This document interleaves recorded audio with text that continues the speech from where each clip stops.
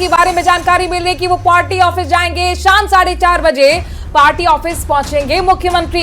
और जाहिर तौर पर पहुंचना भी चाहिए, हौसला अफजाई।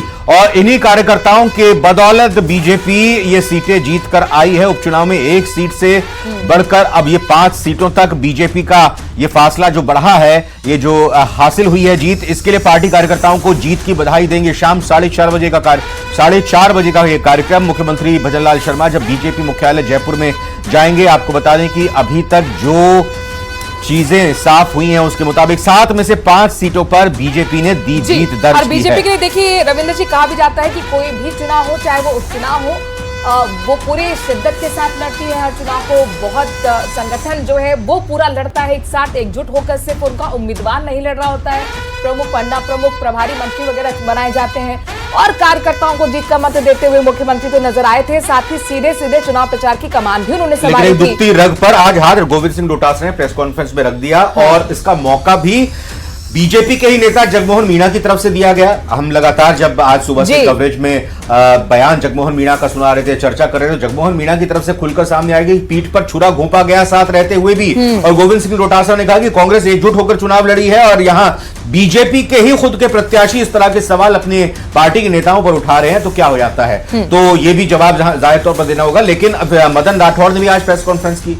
उन्होंने पूरी जीत का श्रेय प्रधानमंत्री नरेंद्र मोदी के काम और पूरी तरह से 11 महीने की सरकार के काम को दिया है। और यानी कि डबल इंजन की सरकार पर उनका कहना है कि जनता ने मोहर लगा दी है। इसके साथ साथ उन्होंने कहा कि ये कार्यकर्ताओं की जीत है। कुल मिलाकर जिस तरह से ST प्रकोष्ठ हो या फिर अलग अलग विंग है, हमारे युवा विंग है, महिला विंग है, उन्होंने बढ़ चढ़ के प्रचार में हिस्सा लिया।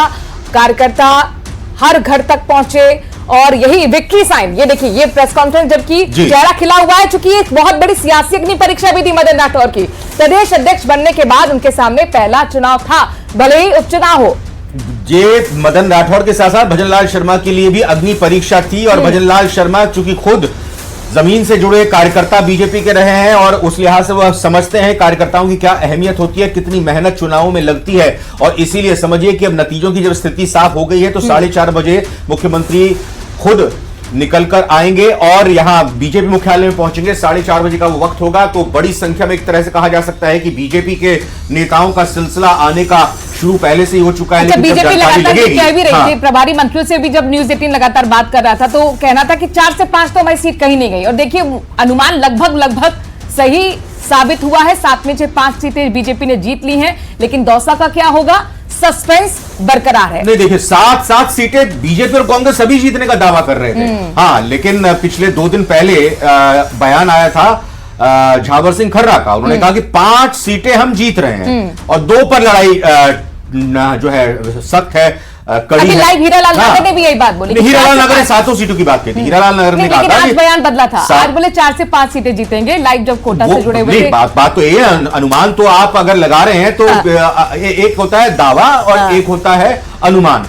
तो ये दावा किया गया था 7 सीटों का कल तक। अब जब आज रुझान आ रहे हैं तो रुझान के हिसाब से आपको लग गया कि क्या स्थिति बन सकती है, क्योंकि एक वक्त ऐसा भी था जब सलूम्बर सीट सिर्फ 2 सीटों पर, 7 में से सिर्फ 2 सीटों पर बीजेपी बढ़त बनाए हुए दिखाई दे रही थी। यानी 7 सीटों के जब रुझान निकल कर आ रहे थे उस दौरान बीजेपी 2 सीटों पर बढ़त बनाए हुए दिखाई दे रही थी। 2 पर कांग्रेस दिख रही थी, 2 पर बीएपी दिख रही थी, 1 पर आरएलपी दिख रही थी। समय वो भी था। लेकिन अब ये कयास और ये अनुमान लगाया गया, भरोसा तो 7 सीटों का लास्ट तक रहता ही है नेताओं को।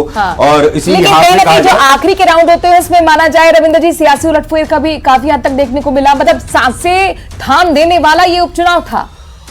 देखिए, आखिरी के राउंड को हम इस तरह से नहीं देख सकते हैं कि सलूम्बर में तो कम से कम हुआ। सलूम्बर में वो हुआ, लेकिन मेरा कहने का मतलब ये है कि आखिरी के राउंड का मतलब कोई अंदाजा आप इस तरह से नहीं लगा सकते कि जब काउंटिंग होती है तो हर मतदान जो होता है उसके मतदान केंद्रों की अलग अलग स्थिति होती है। हो सकता है कि जिस मतदान केंद्र की ईवीएम खुल रही है वो किसी पर्टिकुलर पार्टी से जुड़ा हुआ हो, तो ये कोई इस तरह का कोई कॉम्बिनेशन नहीं होता। लेकिन हाँ, ये संयोग कहेंगे कि जो सलूम्बर की जो आप चर्चा कर रहे हैं कि जो आखिरी राउंड में काउंटिंग हुई और उन मतदान केंद्रों की ईवीएम की काउंटिंग हुई जो कि बीजेपी के कैंडिडेट के पक्ष में रहा। और लगातार पिछड़ने वाली शांता मीना आखिरी राउंड में 22वें राउंड में 1000 से ज्यादा मतों से जीत गए। 1000 तो हो गई थी ईवीएम की, 1000 ईवीएम की हो गई थी और 235 डाक मतपत्र, दोनों को कैलकुलेट करके। अच्छा, झुंझुनू की अगर हम बात करते हैं, शेखावटी का ये इलाका है, दिलचस्प मुकाबला यहां पर भी बना हुआ था और ये एक बहुत बड़ी हार क्या कांग्रेस के लिए कही जा सकती है। 21 साल बाद बीजेपी ने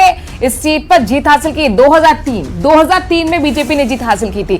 दिलचस्प ये भी है कि 1996 में एक तरीके का इतिहास माना जा रहा है, दोहराया जा रहा है। 1996 में भी झुंझुनू में उपचुनाव हुए थे और उस वक्त भी जो कि ब्रजेंद्र ओला के फादर हैं, उन्होंने ब्रजेंद्र ओला को यहां पर उतारा था। हाँ। और यहां पर ब्रजेंद्र ओला को हार का सामना करना पड़ा था। वही ब्रजेंद्र ओला के साथ हो गया कि उनके बेटे को हार का सामना करना पड़ा।